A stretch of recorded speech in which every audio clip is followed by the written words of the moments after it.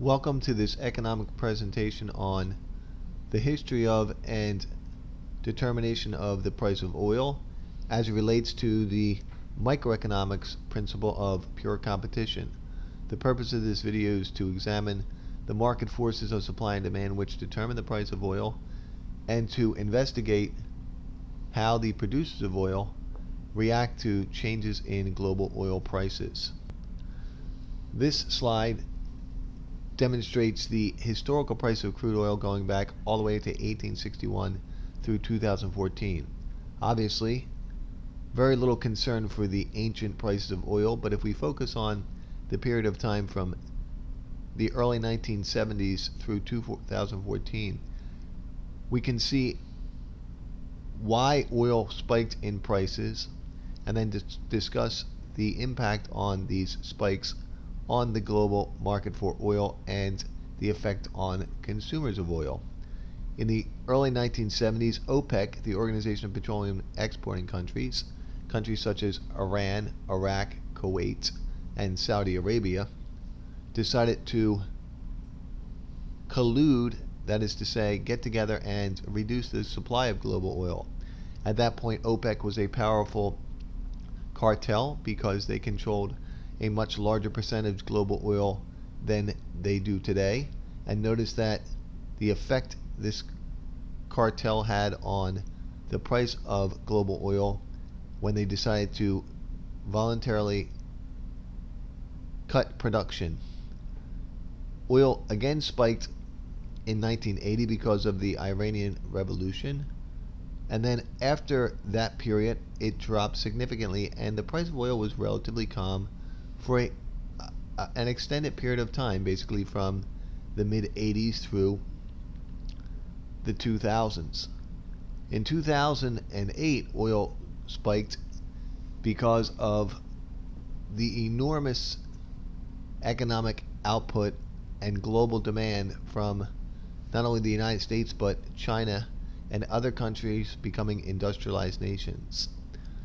Oil dropped because of the recession, which took place just after 2008, and then the Arab Spring, which was the uprising of many Middle Eastern countries deciding they wanted to challenge their governments, such as Egypt, was a spike in oil as well.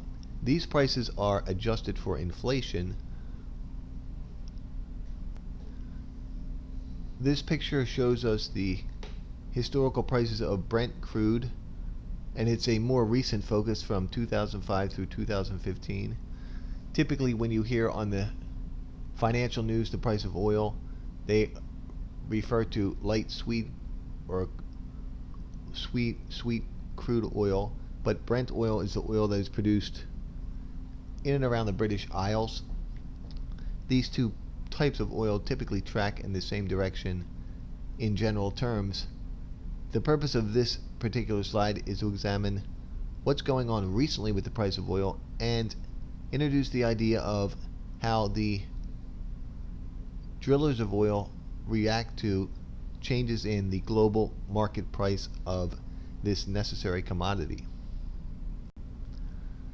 Here is a 10-month picture of Brent sweet crude. Notice the significant decrease in the price of a barrel of oil from a near high of 70 in 2014 all the way down to below 30 in 2016. It has since recovered somewhat, but there has been a significant decrease in the price of oil. All firms face costs. There are two types of cost: fixed cost and variable cost. The principal difference between these two categories: fixed costs do not vary with the firm's level of output. Variable costs are directly related to how much the firm produces, how many units of whatever good or service they are in business to make and produce. These cost curves help us understand how firms, businesses, producers react to changes in the prices of the product or service which they are making, and also determine their short-term profitability. These are short-run production costs curves, which for an economist, the short run is the period of time which the size of the factory, the plant, is fixed. So for instance, if you think of an oil producer, think of the short term as the period of time in which they do not have the opportunity to add any more oil rigs or expand any of their capacity to drill in any other means. This could be several years. So in the oil industry, the short run could represent 5 years in time. These cost curves are important because they help us understand what level of production the firm will choose to maximize profit or minimize loss in the short run. The four curves are the average fixed cost, the average variable cost, the average total cost, and the marginal cost. The marginal cost curve is probably the most important curve for this particular demonstration or presentation or video, because marginal cost by definition is the cost to produce the next unit of outputs. We will be examining how oil producers, that is to say the drillers for oil, react to changes in the price of this global commodity. In other words, when the price of oil drops, what is the marginal cost for the oil producers to drill for and make available the next barrel of oil? It turns out that the marginal cost to make the next barrel of oil available is not the same for all oil producers. Economists identify a purely competitive market as having certain characteristics. The first characteristic of a purely competitive market is a situation in which the industry has a very large number of firms, a very large number of producers, a very large number of sellers. This is important because it is assumed that no one seller or a group of sellers can get together to affect the price of the product or service being offered for sale. The next idea is also important, a standardized product. For instance, salmon, rice, wheat, corn. These are products by which the single seller, one firm in the industry, has no means to differentiate their product from the other producers in the market. Why is this important? Because if we're dealing with a standardized product, each firm, each single seller, each business within the larger number of businesses selling in the market becomes what is called a price taker. That is to say, they do not have any influence on the price of the product they are selling. They are price takers, and the price is determined by the market forces of supply and demand in that industry. One other important assumption is the idea of free entry and exit. That is to say, any individual or group could decide to get together and start a business in this industry. There's no barriers to entry, and if profits aren't what they used to be, businesses are free to exit the industry as well. As experienced by the single seller, and we will explain more about this on the next picture, demand is perfectly elastic. And it turns out that if demand is perfectly elastic, the price in the market, again, which is determined by the market forces of supply and demand, equals the marginal revenue of the firm. What is marginal revenue? Marginal revenue is the additional revenue the firm receives from producing and selling the next unit of output. All of these characteristics are important when examining a purely competitive market. This slide helps us understand how the price of oil is determined in the world and how each firm within that industry reacts to changes in the price. On the left-hand side, we have the oil markets. So you have the market demand and the market supply. What makes up the market demand for oil? Obviously, there are literally thousands upon thousands of buyers of oil. Some households are heated with oil. Manufacturing firms use oil to churn their machines.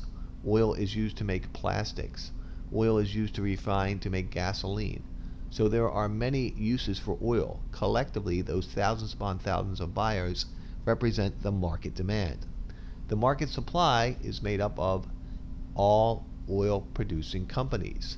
These can be giant companies such as ExxonMobil or Chevron. They can be small independent oil drillers. They could also be countries such as Saudi Arabia. So think of the market supply as collectively all of those drillers, that is to say, producers of oil. Remember, buyers are out to maximize utility, sellers are out to maximize profit. Collectively, the invisible hand brings us to equilibrium. Equilibrium price is in any market determined by the forces of supply and demand. That explains the entire oil market, but what about one driller, one producer? Let's assume for sake of argument that the price in this market at PE is $50 per barrel.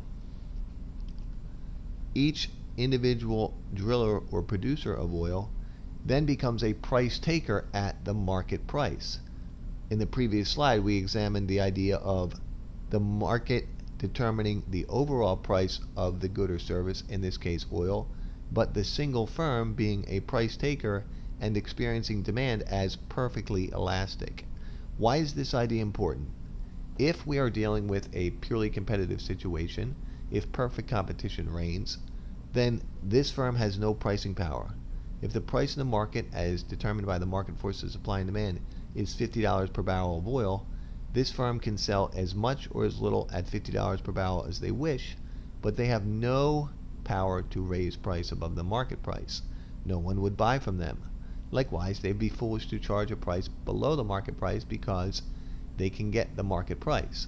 This is true because we're dealing with a situation with a standardized product, a very large number of sellers, so that each producer, each business's contribution to total output is marginal, and they can't differentiate their product from the other producers. Let's revisit our cost curves now that we've explained how price is determined in the market, and then discuss what's going on with the global market for oil and the profitability of producers. We looked at that graph and we saw that oil was quite high not that long ago. In 2008, the global price of oil was, not adjusted for inflation, up near $147 a barrel. Let's assume for the time being that the price of oil is $131 per barrel.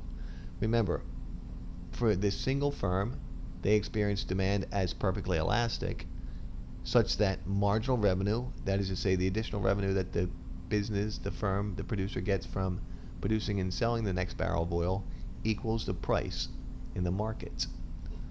How much should the firm produce? The profit maximizing or loss minimizing rule of quantity of production is that the firm should produce where MR equals MC. MR, marginal revenue, additional revenue the firm receives from producing the next unit of output, versus MC, marginal cost. How much does it cost for the firm to produce the next unit of output? The change in total cost associated with producing one more unit of output. This MR equals MC rule holds true for any type of market model. So if this firm is following the economic rule of profit maximizing or loss minimizing level of output, they should produce 9 units of output. Now, of course, this could represent 9, it could represent 9,000, it could represent 9 million, it could represent 900 million. It could be per day, per hour. Let's assume for simplicity that this is 9,000, and let's assume that's barrels of oil, say, per hour. So this firm should produce 9 units of output per hour, 9,000, based on the price in the market. The only caveat to this entire graph is that the firm would shut down in the short run if they weren't covering their fixed costs. The important idea here is as long as the price is above average variable cost, this firm will produce. Here is the average variable cost curve for this particular oil producer. Notice that at a $131, the price is significantly above the average variable cost at 9 units of output. So this firm will definitely choose producing rather than shutting down in the short run. But will the firm make a profit? If we investigate the average total cost curve and we relate average total cost at 9 units of output, we notice that at 9 units of output, the price is still well above the average total cost per unit. In this particular instance, we assume an average total cost per unit of somewhere around $50. That is to say that for each barrel of oil the firm produces, their average total cost is about $50. That means their profit is the difference between the $131 per barrel determined by the global forces of market supply and demand and the $50 per barrel of the average total cost it costs this firm to produce. In this case, this single producer is making an economic profit. So when oil prices were quite high, oil companies were happy to crank out more and more barrels of oil. But what happens when the price of oil drops? Oil came down from the record high price of $147 and dropped significantly. It hit a price as low as $26 a barrel not that long ago, just a few years ago. Remember, the market forces of supply and demand determine the price of a barrel of oil, and a single producer is a price taker. Therefore, price equals marginal revenue. Let's assume now the price has fallen to $31 a barrel.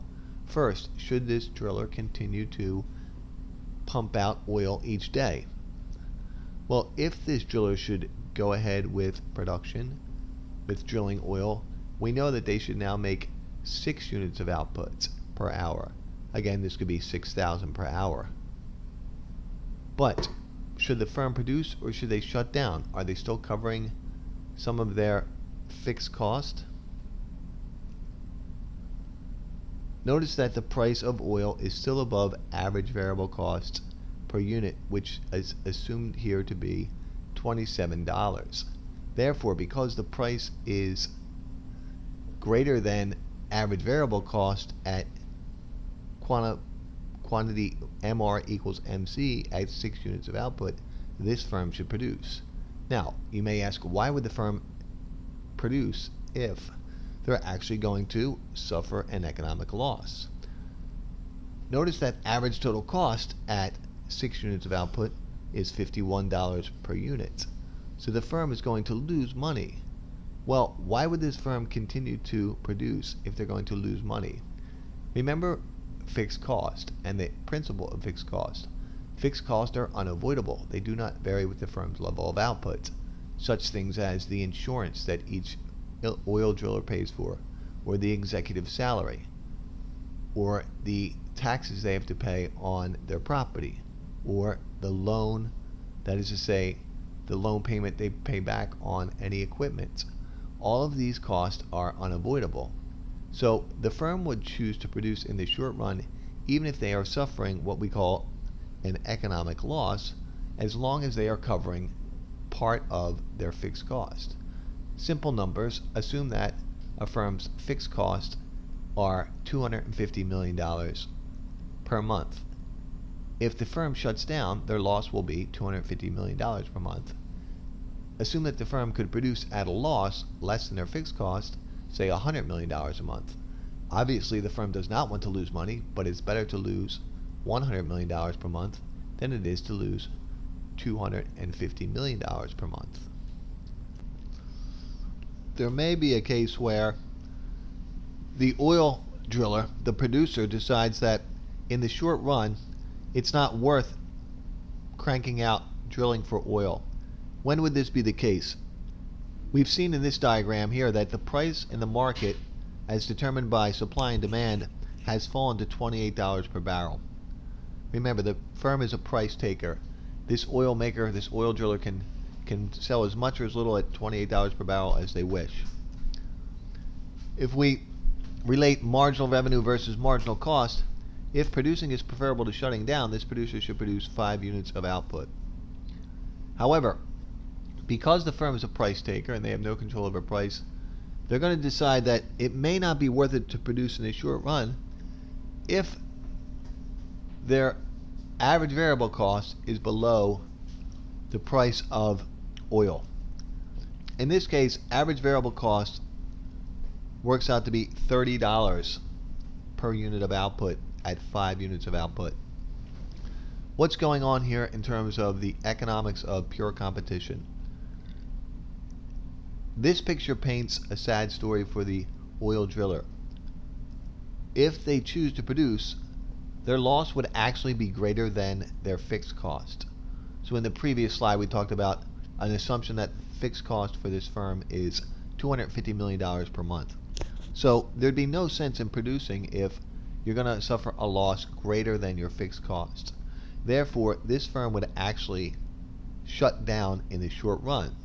This is exactly what some oil drillers decided to do and still decide to do. Based on the price of oil in the market, they decide whether or not to drill or to not drill. In the next few slides, we'll look at the viability of oil and which producers, which countries, which specific oil drillers will be profitable at different prices of oil. Remember our recent chart of the price of Brent Swede crude. In 2008, all drillers were drilling for oil because obviously marginal revenue was way above marginal cost. Then we had this huge plummet in the price of oil. A significant increase in oil from 2010 through 2014, and then another drop in the price of oil. The question is, what is the marginal cost of production for the next barrel of oil for each firm in the market? Here's a more recent picture of that same story of oil. Are there some drillers who have decided when the price of oil drops below 40, it's no longer economically viable or worthwhile to continue to produce oil? This is an interesting chart. It shows you that the oil reserves, and it shows you economically viable oil reserves by the price of Brent crude in billions of dollars. So notice the very dark blue represents OPEC, and which is the Organization of Petroleum Exporting Countries, and the dark green represents non-OPEC countries. Notice it shows also profitable versus non-profitable. So we know there's oil in the ground. The question is, what is the cost to extract the next barrel of oil? If you look on the far right, and it shows Saudi Arabia, and you look at the relationship between viable oil versus unprofitable oil, the vast majority of the oil in Saudi Arabia is profitable. Why is this? Because the costs of production in Saudi Arabia, that is to say the drilling cost and extraction cost for oil, is much less expensive than other parts of the world, because the oil is trapped right there in the sand and it's easily accessible. If you look at another country situation, so look at Canada, and you say, geez, Canada has an enormous amount of oil reserves. However, if you look at the relationship between viable versus non-viable, or to say potential profit versus non-profit, it's not the same situation. Why? Because the cost of extraction for oil in Canada is much higher. The oil is actually mixed in with sand, and the extraction cost is much higher than a country like Saudi Arabia. In the previous slides, we looked at the cost curves. In simplest terms, when students learn about competitive markets, we assume that all firms in a purely competitive industry face the same cost structure. However, this is simply not true in the real world. Therefore, how much oil will be produced and how do producers, that is to say drillers, react to changes in prices is completely based on cost structure. If you think about the global dynamics of the oil market, OPEC no longer has a stronghold on the price of oil because the United States now has the fracking and directional drilling boom, and the oil that is available in shale has completely changed the name of the game. Also, many of the technological advancements in oil extraction through directional drilling and through fracking have reduced the per unit cost of oil. So the assumption is somewhere in the $30 range, producers of oil in America, small drillers, are still making a profit because the marginal cost of the next barrel of extraction still exceeds the price as long as the price is above $30 per unit. Let's wrap up this discussion on the oil market by revisiting a picture we painted earlier in the presentation. On the left-hand side, we have the global oil markets. We identified the producers, that is to say the market supply, and the users, the buyers, the market demand. The market supply and market demand determine the price of a barrel of oil. Generally speaking, the price of a barrel of oil is determined by global economic conditions, geopolitical conditions, and any new changes to the technological advancements or ability for oil producers to make oil available for sale. Currently, the price of a barrel of oil is somewhere in the $45 a barrel range. So let's assume that PE is $45 a barrel for 1 barrel of light sweet crude oil. Changes in market forces, either an increase in demand because China cranks up infrastructure spending, or a decrease in demand because India has decided that they are at the end of the rope spending on new infrastructure projects, or the global economy goes back into recession, will affect the demand of oil and therefore the market price, the equilibrium price of oil. How will each oil driller react? Remember, oil drillers are price takers. They can drill and sell as much oil at the market price as they choose, but they have no control over the price. The basic story comes down to cost of production. As long as it is economically viable for a firm to drill and sell oil, they will continue to extract the next barrel of oil. OPEC used to have a stronghold on the oil markets. The competition presented by today's American drillers with directional drilling and fracking has changed this story.